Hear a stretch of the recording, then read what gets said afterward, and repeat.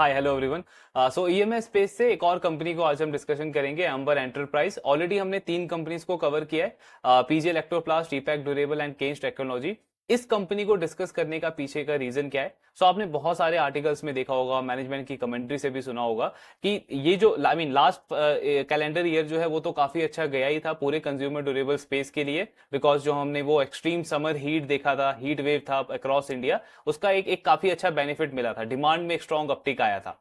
वो चीज इस साल भी कंटिन्यू है, बिकॉज विंटर अगर आप देखोगे तो नॉर्मल ईयर से काफी कम इस बार विंटर का सीजन गया। एंड जितनी भी ये कंपनीज है, मैन्युफैक्चरिंग कंपनीज जिसमें पीजी इलेक्ट्रोप्लास्ट, ईपैक वगैरह आती है, इनकी मैनेजमेंट ने भी बोला कि जनरली जनवरी से हमारा मैन्युफैक्चरिंग स्टार्ट होता है, लेकिन इस बार दिसंबर से ही हमारे क्लाइंट्स की तरफ से ऑर्डर्स वगैरह आना स्टार्ट हो गए और हमको दिसंबर से ही रूम एयर कंडीशनर का मैन्युफैक्चरिंग स्टार्ट करना पड़ा। प्लस काफी सारे एरियाज में बताया जा रहा है कि समर क्योंकि जल्दी स्टार्ट हो गया है, स्पेशली साउथ के कुछ स्टेट्स में अगर आप देखोगे, सो एसी का डिमांड या रेफ्रिजरेटर की सेल्स हो गई या वो आपका एयर कूलर वगैरह की जो सेल्स हो गई, उसमें काफी स्ट्रॉन्ग ग्रोथ देखने को मिला है। तो डिमांड साइड काफी स्ट्रॉन्ग है। दूसरा एक और रीजन है इस कंपनी को डिस्कस करने का, वो है सप्लाई चेन की जो चैलेंजेस चल रहे हैं इस इंडस्ट्री के लिए, क्योंकि डिमांड काफी स्ट्रॉन्ग हुई है और सडनली एक सडन राइज देखा है हमने डिमांड के अंदर। तो सप्लाई चेन में भी अगर आप देखोगे तो काफी ज्यादा प्रॉब्लम चल रहा है, चैलेंजेस चल रहे हैं। पीजी इलेक्ट्रोप्लास्ट ने Q2 के कॉन कॉल में इस चीज को हाईलाइट किया था कि सप्लाई साइड पे आगे आने वाले क्वार्टर्स में बहुत बड़ा प्रॉब्लम रहेगा। सो मे बी इंडस्ट्री में हर एक प्लेयर का आपको वैसा ग्रोथ ना दिखे जैसा कि लास्ट फाइनेंशियल ईयर में देखने को मिला था। हालांकि वो कंपनी अपने पार्ट पे काफी ज्यादा सिक्योर है, बिकॉज उन्होंने सोर्सिंग वगैरह करके रखा हुआ है। इन्वेंट्री उनकी बहुत हाई है। Q2 का अगर आप बैलेंस शीट देखोगे तो उनका इन्वेंट्री लेवल काफी ज्यादा इंक्रीज हुआ है। बट वही पॉइंट है, उसके पीछे का स्टोरी देखना इंपॉर्टेंट है कि मैनेजमेंट ने अच्छी प्लानिंग, अच्छी सोर्सिंग करके अपने आप को सिक्योर कर लिया, जो उनका गाइडेंस है उसको लेकर के वो कॉन्फिडेंट है। बट ईपैक का हमने रिजल्ट देखा कि उनका ग्रोथ रेट काफी ज्यादा घट गया। अब 37-38% ऑफकोर्स देख करके लगेगा कि अच्छा नंबर है, लेकिन जब इंडस्ट्री के बाकी प्लेयर्स 50-60-80% पे ग्रो कर रहे हैं, सो उस पॉइंट पे अगर आप उनका वो नंबर देखोगे तो काफी बड़ा अंडर परफॉर्मेंस दिखता है। एंड मैनेजमेंट ने भी कॉन कॉल में बोला कि एक्चुअली में कॉपर की अवेलेबिलिटी को लेकर के बहुत बड़ा चैलेंज रहा एंड उसने कहीं ना कहीं हमारी ग्रोथ को एक तरीके से अफेक्ट किया है। क्या पॉइंट बन रहा है कि डिमांड साइड काफी स्ट्रांग है। आगे आने वाले क्वार्टर्स के फोरकास्ट जो हैं, अगर आप किसी भी मैनेजमेंट से सुनोगे कि तो बहुत कॉन्फिडेंट है सारी मैनेजमेंट, लेकिन दूसरी साइड पे सप्लाई चेन में प्रॉब्लम है। तो यहाँ पे उन कंपनीज को काफी ज्यादा बेनिफिट रहेगा जो एक तो मार्केट लीडर है, ऑफ कोर्स एक बड़ा क्लाइंटेल, स्ट्रॉन्ग क्लाइंटेल है उनके पास में, बड़ा ब्रांड है। दूसरा जो सप्लाई साइड पे भी सेफ है। एम्बर एंटरप्राइज का अगर आप अभी तक का Q1 Q2 का परफॉर्मेंस भी हमने डिस्कस किया था, काफी अच्छे नंबर्स उन्होंने रिपोर्ट करे हैं। यही रीजन है क्योंकि एक तो ये इस इंडस्ट्री का मार्केट लीडर है, और अगर इन्होंने ये दो तीन चीजें ठीक से करी तो एक अच्छा अपॉर्चुनिटी बन सकता है इस बिजनेस के अंदर आने वाले क्वार्टर्स के लिए। इसीलिए इस कंपनी को ट्रैक कर रहे हैं, डिस्कस कर रहे हैं आज हम। उनका Q3 का रिजल्ट एंड मैनेजमेंट का क्या कैसा कमेंट्री है, क्या कॉन कॉल में उन्होंने गाइडेंस दिया आने वाले क्वार्टर्स को लेकर के, इन सारी चीजों पे डिस्कशन करेंगे। एम्बर एंटरप्राइज का बिजनेस मॉडल अगर हम देखें तो तीन डिविजन हैं इस कंपनी के। सबसे पहला है कंज्यूमर ड्यूरेबल का। कंज्यूमर ड्यूरेबल में कंपनी क्या करती है, रूम एयर कंडीशनर बनाती है, फिनिश गुड्स पूरा। वो मैन्युफैक्चरिंग का काम करती है। उसके साथ में रूम एयर कंडीशनर के कंपोनेंट्स भी कंपनी बनाती है और सप्लाई करती है अपने क्लाइंट्स को। इसी में एक और कंपनी का सेगमेंट है नॉन रूम एयर कंडीशनर के कंपोनेंट्स मैन्युफैक्चरिंग करने का। मतलब जो आपके कमर्शियल एसीज हो गए, जो इंडस्ट्रीज में, ऑफिसेस वगैरह में यूज होते हैं, उनके कंपोनेंट्स कंपनी मैन्युफैक्चर करती है एंड क्लाइंट्स को सप्लाई करती है। और साथ में एक इन्होंने जॉइंट वेंचर किया है वॉशिंग मशीन का भी। ये है इनका कंज्यूमर ड्यूरेबल का बिजनेस। आई थिंक 2018-19 तक अगर आप देखोगे तो कंपनी का मेन पर्टिकुलर एक यही डिवीजन होता था, यहीं से, और अराउंड 90% के आसपास रेवेन्यू कंपनी का यहीं से आता था। 18-19 में इन्होंने एक कंपनी को एक्वायर किया एंड वहां से इनका दूसरा डिवीजन स्टार्ट हुआ, ईएमएस वाला। ईएमएस में कंपनी क्या करती है, पीसीबी असेंबली का काम करती है, वही जो केंज टेक्नोलॉजी करता है, एंड बेयर पीसीबीज मैन्युफैक्चरिंग का काम करती है कंपनी। अब इसमें जब इन्होंने स्टार्ट किया था 2018-19 में, तो एक्चुअली उस टाइम पे इंडस्ट्री जो है वो शिफ्ट हो रहा था फिक्स एसी से आपका इन्वर्टर एसी की तरफ शिफ्ट हो रहा था। तो उस गैप को, उस अपॉर्चुनिटी को देखते हुए इन्होंने ये पीसीबीज वाले पार्ट पे एक्सपैंड किया था उस टाइम पे स्टार्टिंग में। And particularly consumer durable vertical में ही कंपनी पीसीबीज वगैरह सप्लाई करती थी, आपके वॉशिंग मशीन के लिए, रेफ्रिजरेटर्स के लिए, माइक्रोवेव वगैरह हो गए, एसीज हो गए, इन सारे प्रोडक्ट्स के लिए कंपनी स्टार्टिंग में करती थी। ग्रेजुअली इन्होंने काफी बड़ा एक्सपेंशन किया इस इंडस्ट्री के, इस वर्टिकल, इस सेगमेंट के अंदर। एंड आज के टाइम पे इनका 20 से 25% रेवेन्यू जो है वो यही ईएमएस वाले डिवीजन से आता है। तीसरा डिवीजन है इस कंपनी का रेलवे का। सो रेलवे में कंपनी, रेलवे का जो HVAC पूरा पार्ट होता है, मतलब हीटिंग, वेंटिलेशन, एयर कंडीशनिंग वाला, ये सारा काम करती है। उनके जो AC ट्रेन होते हैं उनके कंपोनेंट्स वगैरह बनाती है। गैंगवेज हो गया, डोर हो गया, कपलर्स वगैरह हो गए, ये सारी चीजें कंपनी मैन्युफैक्चर करके रेलवे को सप्लाई करती है। तो ये 3 मेन डिवीजन है। ऑफकोर्स जो सबसे छोटा पार्ट है वो रेलवे का है, मेन डिवीजन इनका कंज्यूमर ड्यूरेबल का है, और उसके साथ में EMS एक सबसे ग्रोइंग सेगमेंट है कंपनी के लिए। तो ये पूरा बिजनेस मॉडल है। अगर आप रूम AC की बात करोगे तो इंडिया में ये मार्केट लीडर है, सबसे ज्यादा मार्केट शेयर है। आई थिंक 25 से 30% का मार्केट शेयर है कंपनी का। ODM प्लेयर है, मतलब सिर्फ कॉन्ट्रैक्ट मैन्युफैक्चरर नहीं है, अपने क्लाइंट्स के लिए डिजाइनिंग से लेकर के सारा जो उसका मैन्युफैक्चरिंग हो गया, टेस्टिंग हो गया, ये सारा काम कंपनी करती है। सो सिर्फ कॉन्ट्रैक्ट मैन्युफैक्चरर नहीं है, इसलिए इनके मार्जिन भी बेटर है। सो अब इनका Q3 का रिजल्ट देखते हैं एंड उसके साथ में आगे कंपनी का कॉन कॉल डिस्कस करेंगे। तो रिजल्ट अगर आप देखोगे थर्ड क्वार्टर में कंपनी का, सो रेवेन्यू में काफी स्ट्रॉन्ग ग्रोथ है, 65% के टॉप लाइन में ग्रोथ है थर्ड क्वार्टर में। इबिट्टा कंपनी का 97% से ग्रो हुआ है, यानी कि ऑपरेटिंग लेवरेज कंपनी को बहुत अच्छा मिल रहा है। और पैट 37 करोड़ का आया है। लास्ट ईयर Q3 में 1 करोड़ का लॉस था कंपनी का, तो लॉस से प्रॉफिट में आई है, और वो भी काफी स्ट्रॉन्ग ग्रोथ है। 37 करोड़ का पैट रिपोर्ट किया है against a loss of 1 crore, तो प्रॉफिटेबिलिटी में काफी अच्छी ग्रोथ है। 9 मंथ्स में भी अगर आप देखोगे तो स्ट्रॉन्ग नंबर्स रिपोर्ट करे हैं कंपनी ने। 59% का रेवेन्यू ग्रोथ, इबिट्टा 69% से ग्रो किया है, और पैट कंपनी का 228% से इंक्रीज हुआ है पूरे 9 मंथ्स में। तो मतलब सिर्फ थर्ड क्वार्टर अच्छा नहीं किया है, Q1, Q2, Q3 पूरे फाइनेंशियल ईयर में कंपनी ने अभी तक बहुत स्ट्रॉन्ग नंबर्स डिलीवर करे हैं।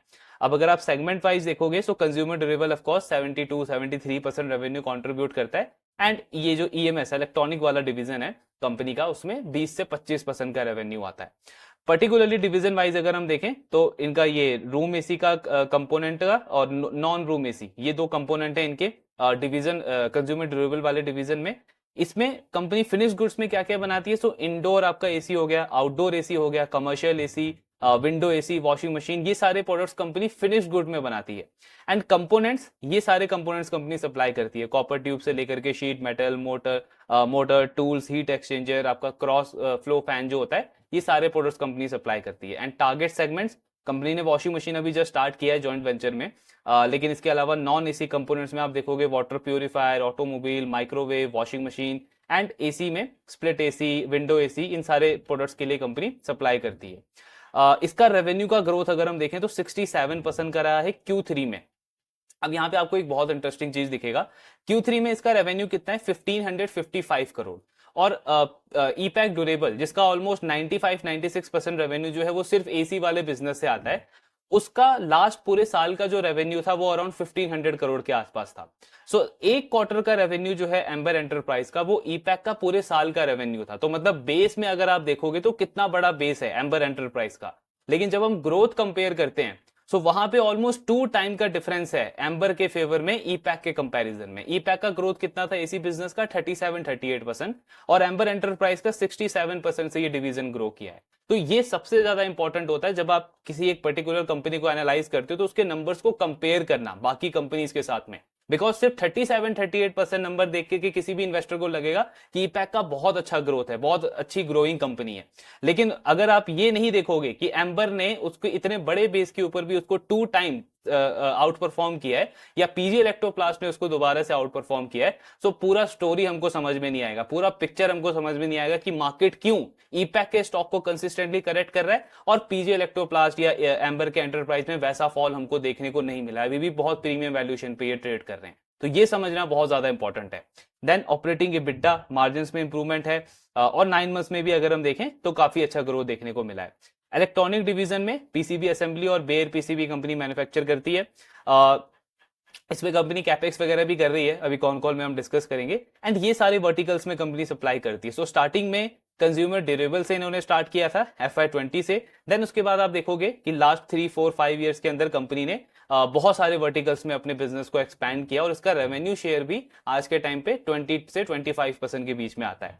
इसका ग्रोथ 96% का रहा है रेवेन्यू का थर्ड क्वार्टर में। इस वाले डिवीजन को एक्चुअली आप केन्स के पूरे बिजनेस मॉडल से कंपेयर कर सकते हो, बिकॉज केन्स भी यही करता है, PCB बनाता है, लेकिन इनका बेस काफी छोटा है केन्स के कंपैरिजन में। तो ग्रोथ भी हमको बहुत अच्छा दिख रहा है, 96% का ग्रोथ है, 9 मंथ्स में भी अच्छी ग्रोथ है, एंड EBITDA मार्जिन भी कंपनी के कंसिस्टेंटली इसमें इंप्रूव हो रहे हैं। थर्ड जो इनका सेगमेंट है रेलवे वाला, आप इसको बोल सकते हो कि सबसे अंडर परफॉर्मिंग सेगमेंट है कंपनी के लिए। हालांकि ऑर्डर बुक काफी स्ट्रांग है, 2000 करोड़ से भी ज्यादा का ऑर्डर बुक पड़ा है कंपनी के पास में। एंड ये सारे प्रोडक्ट्स और जो टूल्स हैं वो कंपनी सप्लाई करती है रेलवे को। अभी इन्होंने रिसेंटली रेलवे के बियॉन्ड डिफेंस हो गया, आपका डेटा सेंटर हो गया, यहाँ पे भी इन्होंने एंटर किया है। ऑर्डर हालांकि इनको डिफेंस से आया है, अभी डेटा सेंटर वगैरह से कुछ खास ऑर्डर बुक नहीं आए हैं, लेकिन डिफेंस वाले सेगमेंट से थोड़ा बहुत ऑर्डर आया है कंपनी को। रेलवे का अगर आप रेवेन्यू वगैरह देखोगे तो काफी अंडर परफॉर्मिंग है, 30% का डिक्लाइन है रेवेन्यू में, इबिटा 51% से गिरा है, और 9 मंथ्स में भी ऐसा ही परफॉर्मेंस देखने को मिलेगा। बट इनके फेवर में ये चीज आती है कि इस डिवीजन का जो ओवरऑल कंट्रीब्यूशन है कंपनी के टोटल रेवेन्यू में वो हार्डली 5-7% के आसपास है, इसीलिए इसका अंडर परफॉर्मेंस कंपनी के कंसोलिडेटेड लेवल पे इतना ज्यादा इंपैक्ट नहीं कर रहा है। अगर ये बिजनेस भी अच्छा करता, ये वाला सेगमेंट भी कंपनी का 40-50% से ग्रो करता, सो उनका जो कंसोलिडेटेड ग्रोथ हमको सिर्फ 60% के आसपास दिख रहा है, वो कंपनी का 9 मंथ्स में 70-80% तक जा सकता था। तो ये वाला सेगमेंट कंपनी का अंडर परफॉर्म कर रहा है, अदरवाइज आप देखोगे तो बाकी दोनों सेगमेंट में बहुत अच्छी ग्रोथ है। ये पूरा रिजल्ट था एम्बर एंटरप्राइज का। अब कॉन कॉल में देखते हैं कि मैनेजमेंट कैसा कमेंट्री देता है, क्या गाइडेंस है इनका आने वाले क्वार्टर्स को लेकर के, और साथ में इनका आगे का आउटलुक भी समझेंगे। नंबर्स वगैरह हमने ऑलरेडी डिस्कस किए। मैनेजमेंट कह रहा है कि कंज्यूमर ड्यूरेबल डिवीजन में जो इतना स्ट्रॉन्ग ग्रोथ हमने देखा है उसका एक बड़ा रीजन है कि कुछ हमारे जो कस्टमर्स थे, एमएनसी कस्टमर्स थे, वो पहले हम उनको सिर्फ गैस चार्जिंग सर्विसेज प्रोवाइड करते थे, बट आज के टाइम पे हमने उनको ओडीएम में कन्वर्ट कर दिया, यानी ओरिजिनल डिजाइन मैन्युफैक्चरिंग, यानी कंपनी उनके लिए डिजाइनिंग से लेकर के पूरा रूम एयर कंडीशनर या और जो कंज्यूमर ड्यूरेबल के जो प्रोडक्ट्स हैं वो मैन्युफैक्चर करती है। सो इसलिए इनके मार्जिन भी बढ़ गए और रेवेन्यू सोर्सिंग भी बढ़ गया, रेवेन्यू का शेयर भी बढ़ गया उन कस्टमर से, और वही एक बड़ा रीजन है कि इतना अच्छा ग्रोथ आया कंपनी का थर्ड क्वार्टर में। इलेक्ट्रॉनिक डिवीजन पे कंपनी का कहना है कि 2018 में हमने इसको जस्ट एक पर्टिकुलर पार्ट को कवर करने के लिए स्टार्ट किया था, और आज के टाइम पे हम एक पूरी फुल फ्लेज ईएमएस कंपनी बन गए हैं। काफी अच्छा ग्रोथ है, ऑर्डर बुक इसमें काफी स्ट्रांग है। हसूर के अंदर इनका प्लांट है, आई थिंक वो नेक्स्ट ईयर फोर्थ क्वार्टर के अंदर वो ऑपरेशनलाइज हो जाएगा, कमर्शियलाइज हो जाएगा। सो काफी बड़ा कैपेक्स कंपनी का आ रहा है। एंड इस वाले पार्ट में कंपनी अभी तक सिर्फ बेयर पीसीबीज और पीसीबी असेंबली का काम करती है। अब कंपनी जैसे केन्स आपका एचडीआई पीसीबी के अंदर एंटर कर रहा है, वो भी आई थिंक FY26 में उनका भी वो जो प्लांट है, फैसिलिटी है, वो ऑपरेशनलाइज हो जाएगा। ये कंपनी भी एचडीआई पीसीबी हो गया, आपका फ्लेक्सिबल पीसी हो गया, और सेमीकंडक्टर सबस्ट्रेट पीसीबी जो हो गए, मतलब सेमीकंडक्टर का जो बेस होता है वो कंपनी मैन्युफैक्चर करना स्टार्ट कर रही है। जॉइंट वेंचर है इनका कोरिया सर्किट कंपनी के साथ में। सो उसके थ्रू इनका ये इसका कैपेसिटी वगैरह स्टार्ट हो जाएगा, मैन्युफैक्चरिंग फैसिलिटी कंपनी स्टार्ट करेगी। जो सेमीकंडक्टर वाला पार्ट है वो थोड़ा सा मीडियम टर्म का है, आई थिंक FY27 FY28 तक वो स्टार्ट होगा। बट हाई डेफिशिएंसी फ्लेक्सिबल आपके जो पीसीबीज है वो company I think next 1-2 year से मैन्युफैक्चर करना स्टार्ट कर देगी। तो ये एक काफी ग्रोइंग सेगमेंट है कंपनी के लिए। रेलवे का ऑफकोर्स मैनेजमेंट बोल रहा है कि जैसा एक्सपेक्टेड था वैसा ही अंडर परफॉर्मेंस हमने देखा है। लास्ट कॉन कॉल में भी इन्होंने इस चीज को बताया था कि गवर्नमेंट की तरफ से कुछ प्रोजेक्ट्स में डिले हुआ है, जिसकी वजह से हमको ये अंडर परफॉर्मेंस देखने को मिला है। ऑर्डर बुक स्ट्रांग है, एंड आगे का आउटलुक के लिए कंपनी का कहना है कि नेक्स्ट फाइनेंशियल ईयर के सेकंड हाफ से इसमें इंप्रूवमेंट देखने को मिलेगा। नाउ अगर आप इनका ग्रॉस मार्जिन देखोगे रूम एयर कंडीशनर या कंज्यूमर ड्यूरेबल वाले सेगमेंट के अंदर, तो उसमें डिक्लाइन देखने को मिला है लास्ट कुछ क्वार्टर से, बट उसमें कुछ नेगेटिव नहीं है, बिकॉज ये प्रोडक्ट मिक्स चेंज हुआ है। पहले कंपनी जो है वो फिनिश गुड ज्यादा प्रोवाइड करती थी, लास्ट कुछ क्वार्टर्स में कंपनी जो है वो असेंबली का काम ज्यादा कर रही है या फिर कंपोनेंट सप्लाई करने का काम ज्यादा कर रही है, उसमें ग्रॉस मार्जिन कंपनी के थोड़े से कम हुए हैं। मैनेजमेंट कह रहा है ऐसा कुछ नेगेटिव नहीं है, दोनों सेगमेंट्स में ग्रोथ अच्छी है, बट आपका कभी कभी प्रोडक्ट मिक्स थोड़ा सा चेंज हो जाता है, इसलिए मार्जिन पे थोड़ा सा माइनर सा इंपैक्ट पड़ता है। अदरवाइज दोनों काफी अच्छे ग्रोइंग सेगमेंट है हमारे लिए। देन एक पॉजिटिव चीज है, इलेक्ट्रॉनिक डिवीजन में या ईएमएस वाले डिवीजन में कंपनी ने अपने गाइडेंस को रिवाइज किया है। तो एक्चुअली में एम्बर एंटरप्राइज को आप काफी कंजर्वेटिव मैनेजमेंट बोल सकते हो गाइडेंस के पॉइंट ऑफ व्यू से। पीजी इलेक्ट्रोप्लास्ट की तरह ये कंपनी भी बहुत कंजर्वेटिव गाइडेंस देती है। इनिशियली इनका जो गाइडेंस था अपने इलेक्ट्रॉनिक डिवीजन के लिए, आई थिंक वो 30-40% के आसपास था, फिर उसको 45% किया कंपनी ने, और अब इसको इंक्रीज करके 55% कर दिया है। हालांकि 9 मंथ्स का ग्रोथ अगर हम देखें तो 60-70% का ग्रोथ है, Q3 में 96% का ग्रोथ है, लेकिन अब मैनेजमेंट बोल रहा है कि इस ईयर को जब हम एंड करेंगे तो 55% के ग्रोथ के साथ में करेंगे। क्यों इतना ग्रोथ कंपनी एक्सपेक्ट कर रही है? बिकॉज थोड़ा बहुत सप्लाई चेन का प्रॉब्लम इस वाले सेगमेंट के अंदर भी है। तो मैनेजमेंट का कहना है कि अगर आप देखोगे तो लास्ट 4-5 ईयर्स के अंदर हमने इसमें बहुत सारे वर्टिकल्स में डाइवर्सिफाई किया है। कंज्यूमर ड्यूरेबल से हम इसमें टेलीकॉम में एंटर हुए हैं, स्मार्ट मीटर्स में एंटर हुए हैं, ऑटो में 2 wheeler 4 wheeler commercial vehicles, and उसके साथ में डिफेंस के लिए भी आज के टाइम पे हम इसमें पीसीबीज वगैरह सप्लाई करने का काम करते हैं। तो बहुत ग्रोइंग सेगमेंट है, डिमांड अच्छी है, ऑर्डर बुक अच्छा है, इसकी विजिबिलिटी हमको अच्छी लग रही है एग्जीक्यूशन की। सो उसको देख करके हम कॉन्फिडेंट है कि 55% पूरे ईयर में हम इसको ग्रो कर लेंगे। बट जैसे इनके नंबर्स हैं और जैसा अभी तक का परफॉर्मेंस है, उससे बहुत हाई चांस है कि कंपनी ये 55% की ग्रोथ को, गाइडेंस को बहुत आराम से ओवर अचीव कर लेगी।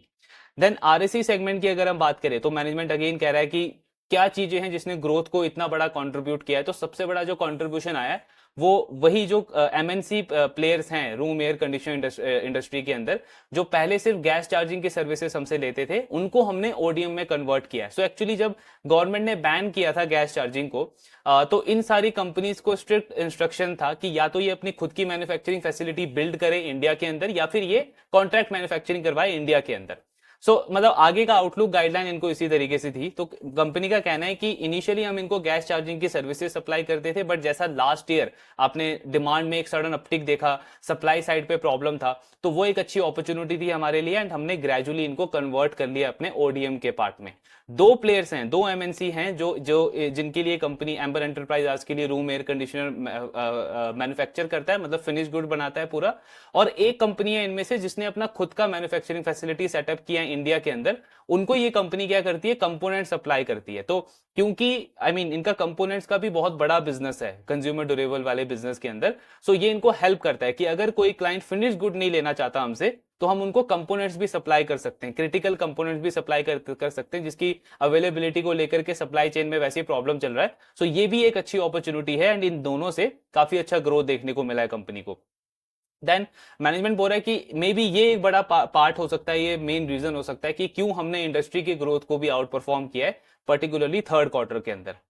रेलवे डिवीजन में किस तरीके की चीजें चल रही हैं, कब तक रैंप अप इंप्रूवमेंट एक्सपेक्टेड है, तो उस पर मैनेजमेंट कह रहा है कि हमने जैसे लास्ट कॉल में भी आपको बताया था, हमने भी डिस्कस किया था कि रेलवे में एक्चुअली जो लास्ट 1-1.5 साल में आपने देखा होगा जिस तरीके के ट्रेन के एक्सीडेंट्स हुए हैं, सो उससे गवर्नमेंट का फोकस एकदम से शिफ्ट हो गया है। हालांकि काफी सारा क्रिटिसाइज भी किया गया था उस टाइम पे गवर्नमेंट को, एंड उनको ऐसी डिमांड भी थी लोगों की तरफ से, ऑपोजिशंस की तरफ से, कि गवर्नमेंट जो है वो बीपीएल यानी आपका बिलो पॉवर्टी लाइन जो है उनके लिए भी स्पेसिफिक एयर कंडीशनर ट्रेन का उसका फैसिलिटी दे, उनको प्रोवाइड करे। लेकिन इस वाले पार्ट पे गवर्नमेंट ने फोकस नहीं किया है, उन्होंने नॉन एसी ट्रेन की तरफ फोकस करना स्टार्ट किया लास्ट पूरे 1 ईयर के अंदर। अब एम्बर एंटरप्राइज के पास जो ऑर्डर बुक था वो इनका जो वंदे भारत है उसको लेकर के था। आई थिंक अराउंड पहले जो वंदे भारत का स्ट्रक्चर था वो 16 कोचेस का था, बट वो चेंज करके 24 कोचेस का कर दिया गया है। तो वो पूरा स्ट्रक्चर चेंज हुआ है, प्लस उसके साथ में गवर्नमेंट का फोकस भी शिफ्ट हो गया है। पहले वो एसी ट्रेन की तरफ फोकस कर रहे थे, लास्ट 1 ईयर में वो पूरा नॉन एसी ट्रेन की तरफ फोकस कर रहे हैं, बिकॉज ये सारा क्रिटिसिज्म जो उनको देखना पड़ा है। तो ये मेन रीजन है कि इसमें ग्रोथ नहीं आई है, एग्जीक्यूशन नहीं हुआ है गवर्नमेंट के ऑर्डर बुक के ऊपर। दूसरा मैनेजमेंट कह रही है कि मुंबई का भी मेट्रो प्रोजेक्ट था, आई थिंक 200 का मेट्रो प्रोजेक्ट था, 200 मेट्रोस का। लेकिन बिकॉज ऑफ इलेक्शन, पहले आपका सेंट्रल इलेक्शन हुआ, फिर स्टेट इलेक्शन हुआ महाराष्ट्र के अंदर, तो वो प्रोजेक्ट भी डिले हुआ पूरा 1 साल से। अब इसमें फर्दर डेवलपमेंट क्या हुई है, लेटेस्ट डेवलपमेंट क्या हुई है कि इनकी कन्वर्सेशन हुआ है गवर्नमेंट के साथ में, और इनको ऐसा कॉन्फिडेंस दिया गया है कि नेक्स्ट फाइनेंशियल ईयर से इन सारे प्रोजेक्ट्स के ऊपर काम होना स्टार्ट हो जाएगा। सो मैनेजमेंट अपने पार्ट पे कॉन्फिडेंट है कि H2 ऑफ FY26 यानी थर्ड क्वार्टर जो है FY26 का, वहां से ये सारे प्रोजेक्ट्स जो हैं वो पिकअप करना स्टार्ट करेंगे एंड कंपनी के मार्जिन वगैरह इंप्रूव होंगे। 18 से 22% का मार्जिन कंपनी एक्सपेक्ट कर रहा है रेलवे डिवीजन से अगले साल के सेकंड हाफ से। यानी ये जो पेन है ये इस क्वार्टर में और अगले 1-2 क्वार्टर में कंटिन्यू रह सकता है। H2 ऑफ FY26 से इसमें मैनेजमेंट इंप्रूवमेंट एक्सपेक्ट कर रहा है।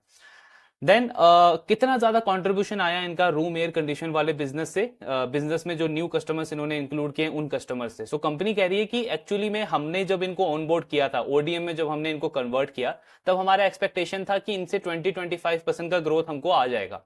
बट एक्चुअली इनके ग्रोथ ने हमको सरप्राइज किया, क्योंकि इंडस्ट्री ग्रो करी है 25 से 30% पे रूम एयर कंडीशनर की, और इन प्लेयर्स का जो ग्रोथ है वो 45% तक गया है, 40-45% तक गया है।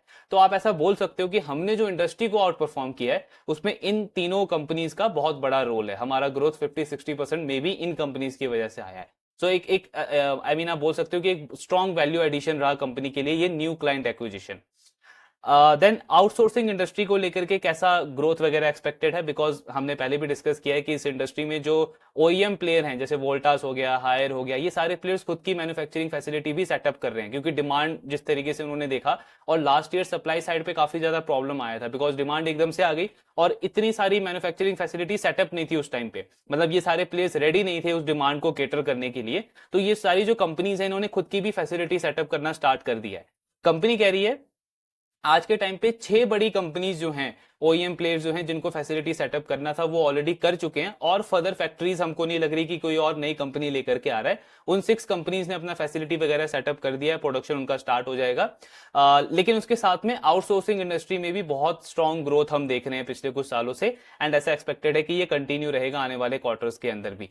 पेजी इलेक्ट्रोप्लास्ट की मैनेजमेंट का भी यही कहना था कि हालांकि जो ये हमारे क्लाइंट्स हैं वो खुद की फैसिलिटी जरूर सेटअप कर रहे हैं, लेकिन आउटसोर्सिंग इंडस्ट्री का ग्रोथ घटेगा ऐसा बिल्कुल नहीं लगता, क्योंकि डिमांड का आउटलुक बहुत ज्यादा स्ट्रांग है, अंडर पेनेट्रेशन काफी ज्यादा है, एंड अगर आप कॉस्ट वाइज भी देखोगे तो आउटसोर्सिंग जो है वो बहुत ज्यादा कॉस्ट बेनिफिशियल है इन सारी कंपनीज के लिए, कंसिडरिंग अगर आप अच्छे से उसको मैनेज करते हो। जैसे पीजी इलेक्ट्रोप्लास्ट का मेन मोट या कॉम्पिटिटिव एडवांटेज भी वही है कि वो लो कॉस्ट पे प्रोड्यूस करके देता है अपने क्लाइंट्स को। यही रीजन है कि उसने वर्लपूल को भी ऑनबोर्ड किया अपने वॉशिंग मशीन वाले डिवीजन के अंदर। सो ये कंपनी भी कॉन्फिडेंट है कि आउटसोर्सिंग इंडस्ट्री का ग्रोथ अच्छा रहेगा आने वाले क्वार्टर्स में भी। कैपेसिटी यूटिलाइजेशन की बात करें तो उनका कहना है कि इंडस्ट्री लेवल पे बॉल पार्क नंबर हमको लगता है कि 65% का कैपेसिटी यूटिलाइजेशन रहेगा। हमारा भी जो कैपेसिटी यूटिलाइजेशन है रूम एयर कंडीशनर में वो 65% के आसपास है। मार्केट शेयर इनका लास्ट ईयर 26% था। मैनेजमेंट कह रहा है इस ईयर के एंड में हम मार्केट शेयर कैलकुलेट करेंगे, बट एक सिंपल सा कॉमन सेंस हमको समझ में आता है कि इंडस्ट्री ग्रो की है 30% पे, हमारा ग्रोथ है 50-60%। सो ऑब्वियसली हमने मार्केट शेयर गेन ही किया है इस साल भी। अब एग्जैक्ट कितना मार्केट शेयर है इनका रूम एयर कंडीशनर में वो ईयर एंड पे पता चलेगा। देन कोरिया सर्किट कंपनी के साथ में जो उनका जॉइंट वेंचर है उसके क्या प्रोस्पेक्ट्स है। सो बेसिकली इसमें मैनेजमेंट आज के टाइम पे वेट कर रहा है गवर्नमेंट का जो पीसीबी को लेकर के, इलेक्ट्रॉनिक को लेकर के जो एक इंसेंटिव आना है उसको लेकर के मैनेजमेंट अभी वेट कर रहा है। पहले इसमें एक्सपेक्टेड था कि मैनेजमेंट 40,000 करोड़ का इंसेंटिव लेकर के आएगी, पीएलआई इंसेंटिव लेकर के आएगी। अब जब 40,000 करोड़ का इंसेंटिव एक्सपेक्टेड था तो उसमें एप्लीकेंट्स जो हैं जैसे एम्बर एंटरप्राइज है और जो प्लेयर्स हैं उनको उनके लिए रिक्वायरमेंट था कि उनको 1,000 करोड़ का कैपेक्स खुद से करना है, बाकी उनको इंसेंटिव मिलेगा। लेकिन अब उसमें शिफ्ट हुआ है, कुछ मीडिया रिपोर्ट्स के अकॉर्डिंग ऐसा सुनने में आ रहा है कि गवर्नमेंट अब 40,000 करोड़ को चेंज करके 25,000 करोड़ का इंसेंटिव प्लान कर रहा है इस पर्टिकुलर स्कीम के लिए। अब 25,000 करोड़ अगर स्कीम कर दिया गया है 40,000 करोड़ से, तो ऑफकोर्स ये भी एक्सपेक्टेड है कि जैसे पहले 1,000 करोड़ की रिक्वायरमेंट थी कैपेक्स की, उसमें भी चेंज हो सकता है। हालांकि लॉजिकली वो 1,000 करोड़ से कम होना चाहिए वो रिक्वायरमेंट है, बट मैनेजमेंट कह रहा है कि मे भी उस रिक्वायरमेंट को बढ़ाया भी जा सकता है। एग्जैक्ट हालांकि कोई क्लैरिटी अभी इस पे है नहीं, तो उस क्लैरिटी पे कंपनी वेट कर रही है अगले कुछ क्वार्टर्स के लिए। देन इसके बाद अगर आप इनका रेलवे सेगमेंट का सबसे पहले एसेट टर्न की अगर हम बात करें, जो PCBs new manufacturing facility company लेकर के आ रही है high deficiency flexible multi layer PCBs के लिए, उसमें एसेट टर्न कैसा एक्सपेक्टेड है। सो कंपनी कह रही है कि इसमें एसेट टर्न जो है वो जैसे आपका ईएमएस कंपनीज का एसेट टर्न होता है वैसा ही रहेगा, 1 से 1.25 के आसपास का एसेट टर्न रहेगा। लेकिन क्योंकि गवर्नमेंट की तरफ से इंसेंटिव्स मिलेगा इस पूरे फैसिलिटी को, इस पूरे प्रोजेक्ट को, तो एक तो सेंट्रल गवर्नमेंट की तरफ से भी इंसेंटिव होगा, स्टेट गवर्नमेंट की तरफ से भी इंसेंटिव होगा।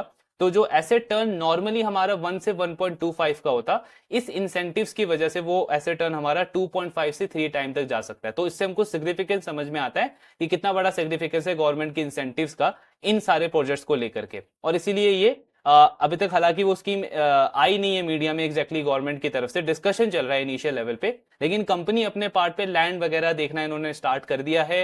किस क्लाइंट से किस तरीके के क्लाइंट्स को केटर करना है इस पे भी काम करना उन्होंने स्टार्ट कर दिया है। देन इंडस्ट्री का ग्रोथ अगर आप देखोगे रूम एयर कंडीशनर में, सो 30% का रहा है 9 मंथ्स में, लेकिन मैनेजमेंट कह रहा है फुल ईयर बेसिस पे 25% का ग्रोथ रहेगा।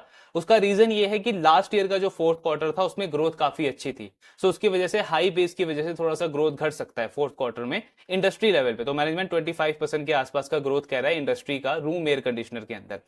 देन इलेक्ट्रॉनिक सेगमेंट का जो इन्होंने गाइडेंस रिवाइज किया है उसमें कहां से कंपनी को कॉन्फिडेंस आ रहा है और आगे का प्रोस्पेक्ट कैसा है, तो मैनेजमेंट कह रहा है कि हमारे जो एग्जिस्टिंग क्लाइंट्स हैं उनसे ऑर्डर बुक काफी स्ट्रांग है।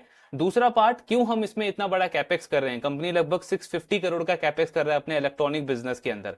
सो उसके पीछे का रीजन ये है, मैनेजमेंट का कहना है कि अगर आप इंडिया में देखोगे तो 8 साल पहले यानी 8 इयर्स पहले $32 बिलियन का इलेक्ट्रॉनिक जो है वो कंज्यूम किया जाता था। लास्ट ईयर ये नंबर बढ़ करके $115 बिलियन हो गया, यानी 7-8 इयर्स के अंदर अगर आप देखोगे तो ऑलमोस्ट 4 टाइम का इंक्रीज हुआ इलेक्ट्रॉनिक कंजम्पशन के अंदर। जो बिजनेसेस का टारगेट है या जो कंपनीज का टारगेट है, प्रोजेक्शन है कि आगे चल के ये जो इलेक्ट्रॉनिक कंजम्पशन है इंडिया का वो $115 बिलियन से बढ़ करके $300 बिलियन के आसपास हो जाएगा नेक्स्ट कुछ ईयर्स के अंदर। बट हमारे जो प्राइम मिनिस्टर हैं उनका फोकस है, उनका एस्पिरेशन है कि इस कंजम्पशन को इंक्रीज करके $500 बिलियन तक लेकर के जाना है अगले कुछ सालों में। तो ये सारी चीजें एक बहुत स्ट्रॉन्ग स्कोप देती है, एक अच्छी अपॉर्चुनिटी देती है हमको पेनिट्रेट करने का। इसीलिए उसको कैपिटलाइज करने के लिए हम इतना बड़ा कैपेक्स कर रहे हैं और आगे का ग्रोथ प्रोजेक्शन हमारा काफी स्ट्रॉन्ग है इस इंडस्ट्री को लेकर के। सिर्फ पीसीबीज की बात करें तो इन्होंने ये डेटा शेयर किया कि 30,000 करोड़ का इंडिया जो है वो पीसीबी कंज्यूम करता है, लेकिन इसमें से सिर्फ 10% जो है वो डोमेस्टिकली प्रोड्यूस किया जाता है। तो इसमें भी अगेन जो स्कोप है वो काफी ज्यादा बड़ा है। तो इसीलिए कंपनी अपने इलेक्ट्रॉनिक वाले डिवीजन के ऊपर भी काफी ज्यादा बुलिश है और बड़ा कैपेक्स कर रही है कंपनी 650 करोड़ के आसपास का। देन कंप्रेसर वगैरह को या इन्वेंट्री वगैरह को लेकर के कैसा अभी पूरा इंडस्ट्री का आउटलुक चल रहा है रूम एयर कंडीशनर बिजनेस के अंदर। तो मैनेजमेंट का कहना है कि हालांकि कंज्यूमर स्पेस में हम भी सुन रहे हैं कि डिमांड में थोड़ा सा स्लो डाउन है, लेकिन हमारे लेवल पे हम स्लो डाउन तब फील करते हैं जब हमारे जो क्लाइंट्स हैं उनकी तरफ से ऑर्डर बुक में थोड़ा सा स्लो वीकनेस देखने को मिलता है। आज के टाइम पे अगर हम अपने बिजनेस की बात करें तो डीलर लेवल हो या रिटेलर लेवल हो, सब पे इन्वेंट्री जो है वो काफी कम है, या तो नॉर्मलाइज लेवल पे या फिर काफी कम है, और इसीलिए हमारे क्लाइंट्स की तरफ से कंसिस्टेंटली ऑर्डर आ रहा है। तो अपने बिजनेस में हमने ऐसा स्लोनेस या वीकनेस नहीं देखा है अभी डिमांड में, डिमांड हमें काफी स्ट्रांग लग रही है। दूसरा जो कंप्रेसर वाला पार्ट है तो कंपनी कह रही है कि हमें उसका कोई शॉर्टेज नहीं लग रहा है, डोमेस्टिकली काफी ज्यादा कैपेसिटी बिल्ड करी हुई है कंपनीज ने। सो हमारे पार्ट पे उसका कोई शॉर्टेज वगैरह हम एक्सपीरियंस नहीं कर रहे हैं। अगर हम आगे देखेंगे भी उसका, सो हमारे पास सोर्सिंग कैपेबिलिटी है कि उसको हम मैनेज कर सकते हैं। देन एक्सपोर्ट बिजनेस आज कंपनी का सिर्फ 10% कंट्रीब्यूट कर रहा है, लेकिन मैनेजमेंट का गाइडेंस है इस तरीके से कि नेक्स्ट 3-4 इयर्स में इसमें अच्छी ग्रोथ देखने को मिल सकती है। अब पूरे सप्लाई चेन की अगर हम बात करें तो सबसे पहले कॉपर पर्टिकुलरली, जिसका ईपैक ने बताया था कि काफी ज्यादा चैलेंज चल रहा है, इनकी मैनेजमेंट का अगर आप गाइडेंस देखोगे तो बड़ा डिफरेंस दिखता है। इनकी मैनेजमेंट का कहना है कि कॉपर में गवर्नमेंट का जो डिस्कशन हुआ है बहुत सारी कंपनीज की तरफ से, प्लस डोमेस्टिकली जिन कंपनी से फैसिलिटीज आनी थी वो टाइमली आ चुकी है, और चाइना में जिन कंपनीज का बीआईएस सर्टिफिकेशन कुछ का पेंडिंग था वो अब रिन्यू हो चुका है। सो वहां से कंसिस्टेंट सप्लाई आ रहा है, तो अभी कॉपर वाले पार्ट का जो प्रॉब्लम था वो रिजॉल्व हो चुका है। सो एक्चुअली इनका जो कॉन कॉल है वो ईपैक के कॉन कॉल से भी पहले हुआ था, लेकिन इनका ये कहना है कि सप्लाई वाले पार्ट पे ऐसा कोई प्रॉब्लम, ऐसा कोई चैलेंज देखने को नहीं मिल रहा है। ईपैक का कॉन कॉल इनके कॉन कॉल के बाद हुआ, और उनकी मैनेजमेंट का कहना है कि हमको बहुत सीरियस चैलेंज देखने को मिला है कॉपर की अवेलेबिलिटी को लेकर के। सो ये एक बहुत बड़ा डिफरेंस दिखा है हमको सप्लाई चेन की अवेलेबिलिटी के पार्ट पे इन दोनों कंपनीज की तरफ से। अब मे बी एम्बर का या तो जो रॉ मटेरियल की सोर्सिंग है या इनकी सोर्सिंग कैपेबिलिटी जो है वो काफी स्ट्रांग हो सकती है, इसीलिए मैनेजमेंट अपने पार्ट पे Q3 में भी अच्छा ग्रो किया और आगे का गाइडेंस भी उन्होंने अच्छा दिया है। ईपैक का मे भी कुछ उनको प्रॉब्लम रहा होगा उसकी सोर्सिंग अवेलेबिलिटी को लेकर के, जहां पे कंपनी को ग्रोथ में प्रॉब्लम आया, और नेक्स्ट भी उन्होंने बोला है कि ये प्रॉब्लम अभी अगले कुछ मंथ तक कंटिन्यू रह सकती है। कंप्रेसर वाले पार्ट पे एम्बर का कहना है कि फरवरी मार्च तक तो कंप्रेसर का कोई प्रॉब्लम नहीं लगता है। हाँ, अप्रैल मई में जरूर कंप्रेसर पे प्रॉब्लम आ सकता है, ये ईपैक ने भी बोला था। लेकिन एम्बर एंटरप्राइज कह रहा है कि चाइना से अगर हमको एक्सपोर्ट नहीं भी होता है, मतलब हम इंपोर्ट करने में थोड़ा सा प्रॉब्लम आता है अगर हमको, तो आज के टाइम पे हम अदर ज्योग्राफीज पे फोकस कर रहे हैं। तो ये आपको क्या दिखाता है कि मैनेजमेंट काफी अच्छे से प्रिपेयर है। जैसे पीजी इलेक्ट्रोप्लास्ट ने Q2 में ही इन्वेंट्री बिल्डअप कर लिया पूरे समर सीजन के लिए, सेम आपको दिखेगा एम्बर एंटरप्राइज भी अपने पार्ट पे काफी कॉन्फिडेंट है कि वैसे तो इतना बड़ा प्रॉब्लम नहीं आएगा कंप्रेसर पे, बट अगर आता भी है तो चाइना के अलावा अदर ज्योग्राफीज हैं जहां पे हम फोकस कर रहे हैं, सो उसको भी हम अच्छे से रिस्क को मिटिगेट कर सकते हैं। ये कॉन्फिडेंस एक्चुअली ईपैक के कॉन कॉल में मिसिंग था। उनके मैनेजमेंट ने अभी भी बोला कि चैलेंज चल रहा है इसलिए ग्रोथ नहीं कर पाए, और आगे भी उनका कहना है कि इस साल का तो गाइडेंस हम पूरा कर लेंगे 50-55% का, बट आने वाले क्वार्टर्स में वो सप्लाई चेन को लेकर के थोड़ा सा प्रॉब्लम हो सकता है। तो ये काफी इंटरेस्टिंग चीज है। देन इसके अलावा अगर आप इनका कंपोनेंट का पोर्टफोलियो देखोगे तो मैनेजमेंट कह रहा है कि 70% जो कंपोनेंट्स हैं कंज्यूमर ड्यूरेबल का, वो हम आज खुद इन हाउस मैन्युफैक्चर करते हैं और अपने क्लाइंट्स को सप्लाई करते हैं। लेकिन 30% है जो हम अभी मैन्युफैक्चर नहीं करते हैं, जिसमें आपका कंप्रेसर आता है, रेफ्रिजरेंट आता है, जो गैस होता है आपका, कॉपर ट्यूब हो गया, एल्यूमिनियम वायरिंग हो गया। ये सारी प्रोडक्ट्स कंपनी आज के टाइम पे, कंपोनेंट्स आज के टाइम पे मैन्युफैक्चर नहीं करती है। लेकिन इनकी टीम कंसिस्टेंटली इवेल्युएट कर रही है इन सारे ऑप्शंस को। सो फ्यूचर में ऑफकोर्स अगर उनको लगेगा एक अच्छा स्कोप है तो इन सारे कंपोनेंट्स वाले पार्ट के अंदर भी कंपनी एंटर कर सकती है। एक्चुअली ये चीज थोड़ा सा और यूनिक है एम्बर एंटरप्राइज के लिए, और इनको इनको ज्यादा अपॉर्चुनिटी भी मिलता है कि अगर क्लाइंट खुद का मैन्युफैक्चरिंग फैसिलिटी भी सेटअप करता है तो फिनिश गुड उनको सप्लाई में भी ना करे कंपनी, लेकिन कंपोनेंट्स उनको सप्लाई कर सकता है, तो वहां से उनका रेवेन्यू शेयर या रेवेन्यू वगैरह ग्रो करना स्टार्ट कर देगा। तो ये एक यूनिक एडवांटेज भी है एम्बर एंटरप्राइज के साथ में। तो ये पूरा कॉन कॉल था इनका। रिजल्ट अच्छे हैं एंड अगर आप इनका गाइडेंस भी देखोगे तो काफी अच्छा है। सबसे अच्छा पार्ट ये है कि अपने इलेक्ट्रॉनिक ईएमएस वाले डिवीजन पे हालांकि कंपनी का ग्रोथ बहुत अच्छा आ रहा है, लेकिन कंजर्वेटिवली ही सही इन्होंने गाइडेंस को इंक्रीज किया है 45 से 55%।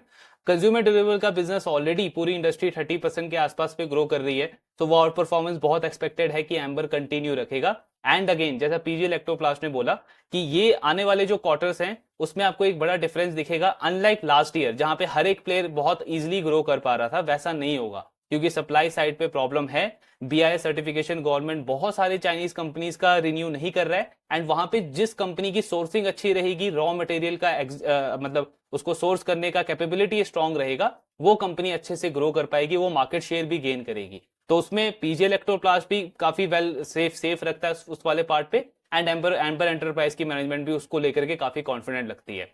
अपॉर्चुनिटी वाइज अगर आप देखोगे तो ऑफकोर्स आपको स्टॉक दिखेगा कि 100 के पी मल्टीपल पे स्टॉक ट्रेड कर रहा है करंटली, लेकिन अगर आप लॉजिकली देखो तो लास्ट ईयर फोर्थ क्वार्टर में कंपनी का जो प्रॉफिट था वो 99 करोड़ था, जबकि सेल्स में -7% का ग्रोथ था। इस साल इंडस्ट्री में इतना स्ट्रॉन्ग डिमांड है, ऑलरेडी कंपनी 60-70% पे ग्रो कर रही है। सो Q4 का पैट कंपनी का बहुत आराम से 40-50% पे ग्रो कर सकता है, हालांकि गाइडेंस उससे ज्यादा का है, बट स्टिल अगर 40-50% पे भी ग्रो करता है तो भी इनका फॉरवर्ड पी जो है सिर्फ फोर्थ क्वार्टर के बेसिस पे अगर हम कैलकुलेट करें सो अराउंड वो 65-70 के लेवल पे आता है। तो बिजनेस का ग्रोथ ऑलरेडी 60% 50% के रेंज में है, एंड फॉरवर्ड पी स्टॉक का 60-70 के रेंज में है।